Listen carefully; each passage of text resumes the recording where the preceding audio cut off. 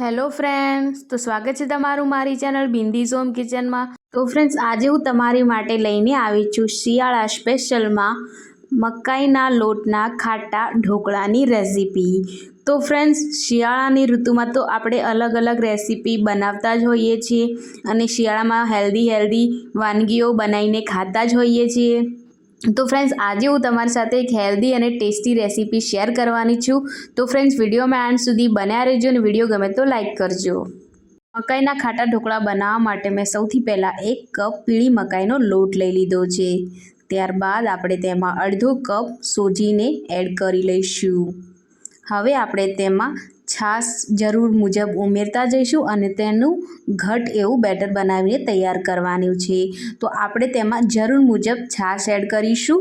તો તમે છાશની જગ્યાએ દહીંનો ઉપયોગ પણ કરી શકો છો, પણ દહીં આપણે ખાટું જ લેવાનું છે। તો મેં અહીંયા ખાટી છાશ લીધી છે। તમે દહીં લો તો દહીંના પ્રમાણમાં તમારે પાણી એડ કરી લેવાનું હોય છે। તો અહીંયા આપણે જરૂર મુજબ છાશ એડ કરીશું। તો મેં અહીંયા લગભગ 2 કપ જેટલી એકદમ ઘાટી છાશ એડ કરી છે અને તમે જોઈ શકો છો કે મેં સરસ એવું બેટર બનાવીને તૈયાર કરી લીધું છે। તો તમે દહીંનો ઉપયોગ કરો તો એ જ પ્રમાણમાં તમે પાણી એડ કરીને લઈ લેજો। તો અહીંયા બેટર આપણું તૈયાર થઈ ગયું છે। હવે આપણે તેને ઢાંકીને 15 મિનિટનો રેસ્ટ આપીશું, જેથી સોજી પણ સરસ રીતે ફૂલી જાય। તો અહીંયા 15 મિનિટ જેવું થઈ ગયું છે અને આપણે બેટરને ચેક કરીએ તો આપણું બેટર એકદમ પરફેક્ટ થઈને તૈયાર થઈ ગયું છે, તમે જોઈ શકો છો। તો હવે આપણે તેમાં બીજી સામગ્રી પણ એડ કરી લઈશું। તો મેં અહીંયા 1.5 ચમચી જેટલી આદુ, મરચાં અને લસણની પેસ્ટ એડ કરી છે। તીખું તમે તમારા ટેસ્ટ પ્રમાણે લઈ શકો છો।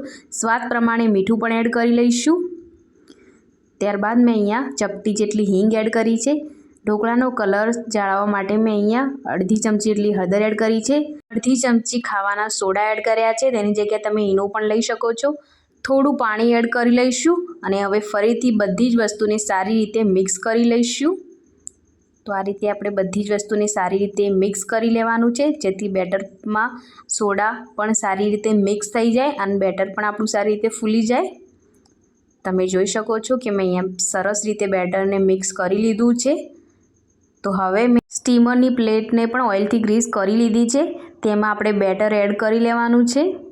તો જેટલું સમાય એટલું બેટર આપણે એડ કરી લઈશું। તો મારે અહીંયા 2 પ્લેટ થઈ છે। તો બેટર એડ કર્યા પછી આપણે તેને સરસ રીતે ટેપ કરી લઈશું। હવે ઉપરથી આપણે થોડું લાલ મરચું સ્પ્રિંકલ કરીશું। ત્યારબાદ આપણે થોડા સફેદ તલ પણ સ્પ્રિંકલ કરીશું, જેથી દેખાવ અને ટેસ્ટ પણ સારો આવે। હવે મેં અહીંયા સ્ટીમરમાં પહેલાંથી જ પાણી બોઇલ કરવા મૂકી દીધું હતું। તો પાણી પણ આપણું સરસ બોઇલ થઈ ગયું છે। હવે આપણે તેમાં પ્લેટ પણ મૂકી દઈશું। તો મારે અહીંયા 2 પ્લેટ હતી, તો મેં એને બંનેને મૂકી રાખી છે। હવે આપણે ઢાંકણું ઢાંકી દઈશું અને મીડિયમ ગેસની ફ્લેમ પર આપણે તેને સ્ટીમ થવા દેવાનું છે। તો અહીંયા લગભગ 12 થી 15 મિનિટ જેવું થશે। તો પણ તમે વચ્ચે એકવાર ચેક કરી લેજો, કેમ કે મકાઈ છે એટલે એને સ્ટીમ થતાં થોડો ટાઈમ લાગે છે। તો અહીંયા 12 થી 15 મિનિટ જેટલું થઈ ગયું છે, 15 મિનિટ જેવું થઈ ગયું છે। તો હવે આપણે તેને ચેક કરી લઈશું।